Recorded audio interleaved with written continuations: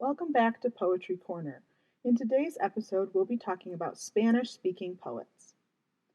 First, we'll talk about Jose Marti. Sometimes called the Apostle of the Cuban Revolution, Jose Marti was born in Havana in 1853. He was an avid supporter of Cuban independence, which landed him in jail by Spanish authorities and exiled him from the island. He then spent time in Mexico, Guatemala, the United States, Venezuela, and the Caribbean, always advocating for independence. In this poem, he writes about being separated from his son, who was in Cuba, while Marti was in exile in New York City. Waking Dream. I dream with my eyes open, and always, by day and night, I dream. And over the foam of the wide and restless sea, and through the spiraling sands of the desert, upon a mighty lion, the monarch of my breast, blithely astride its docile neck, always I see floating a boy who calls to me. Traveling to Spain, we will talk about Frederico Garcia Lorca. Born in Granada, Spain, he lived from 1898 to 1936. He was part of the Generation of 27, a group of poets who introduced symbolism, futurism, and surrealism into Spanish literature.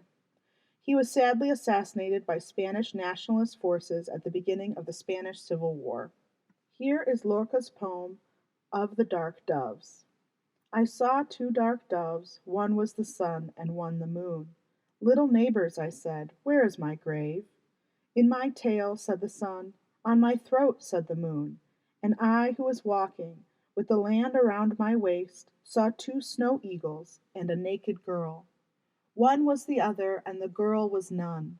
Little eagles, I said, where is my grave? In my tail, said the sun, on my throat, said the moon. In the branches of the laurel tree, I saw two naked doves. One was the other, and both were none. Traveling back across the Atlantic to Chile, we will meet our next poet, Pablo Neruda. He was born in Chile in 1904, and although his father discouraged his interest in literature, he received encouragement from Gabriela Mistral, who was the head of the local school. She herself would go on to win a Nobel Prize for Literature in 1945, an award Neruda would also receive in 1971, 2 years before his death in 1973. In addition to his poetry, Neruda also held many political and diplomatic positions. Here is his poem, The Dictators. An odor has remained among the sugarcane, a mixture of blood and body, a penetrating petal that brings nausea. Between the coconut palms, the graves are full of ruined bones, of speechless death rattles. The delicate dictator is talking, with top hats, gold braid, and collars. The tiny palace gleams like a watch, and the rapid laughs with gloves on cross the corridors at times and join the dead voices, and the blue mouths freshly buried. The weeping cannot be seen, like a plant whose seeds fall endlessly on the earth, whose large blind leaves grow even without light. Hatred has grown scale on scale, blow on blow, in this ghastly water of the swamp, with a snout full of ooze and silence. The last poet I will discuss is Sandra Cisneros. She was born in Chicago in 1954 and spent much of her childhood going between Chicago and Mexico. She writes in both Spanish and English, often blending the two.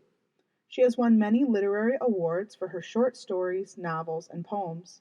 Her most famous work is The House on Mango Street. Often described as a novel, it is more like a collection of poetic vignettes describing the people and life on Mango Street through the eyes of a young Hispanic girl. It's still a favorite in many English classrooms. Here is one excerpt from The House on Mango Street. Beautiful and cruel. I am an ugly daughter. I am the one nobody comes for.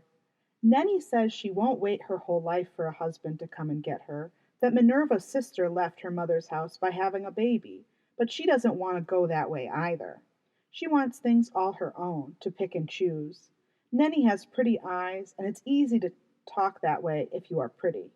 My mother says when I get older my dusty hair will settle and my blouse will learn to stay clean, but I have decided not to grow up tame like the others who lay their necks on the threshold waiting for the ball and chain. In the movies there is always one with red lips who is beautiful and cruel. She is the one who drives the men crazy and laughs them all away. Her power is her own. She will not give it away. I have begun my own quiet war. Simple, sure. I am one who leaves the table like a man without putting back the chair or picking up the plate. Thanks for coming to Poetry Corner. I hope you enjoyed learning about these Hispanic authors.